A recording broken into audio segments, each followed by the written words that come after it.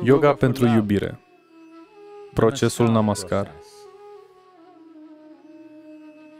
Cuvântul yoga înseamnă uniune. Uniune a tuturor polarităților, a masculinului și a femininului, yin și yang, individualul și universalul, Shiva Shakti, emisfera dreaptă și emisfera stângă a creierului, sau în orice fel vrei să le numești.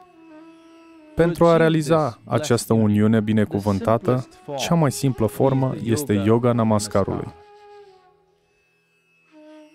Aducând mâinile împreună, aliniate una cu cealaltă, la nivelul inimii tale, îți va crea o anumită armonie între polaritățile interioare.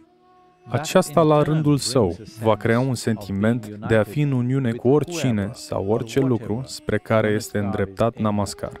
Prin aducerea mâinilor împreună, dualitățile a ceea ce îți place și ceea ce îți displace, dorințele și aversiunile tale sunt înlăturate și există o anumită unitate în legătură cu experiența a ceea ce ești. În fiecare zi, timp de câteva minute, du mâinile împreună în namaskar. Privește pe cineva sau ceva care înseamnă mult pentru tine.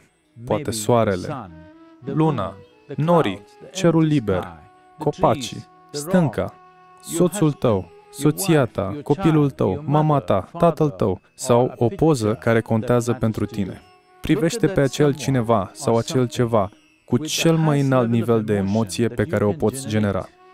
Cu atitudine de atenție iubitoare, ține namaskar timp de 3 până la 5 minute. Viața ta se va afla pe cale transformatoare.